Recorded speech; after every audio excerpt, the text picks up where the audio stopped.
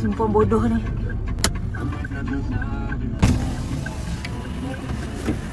Bodoh ke? Saya dah call banyak kali. Kenapa parking suka hati depan rumah? Mana boleh? Tak ada apa? Mana boleh? Blok 2 rumah.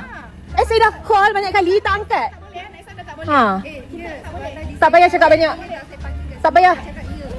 Kepala otak kau. Ambil anak bukannya.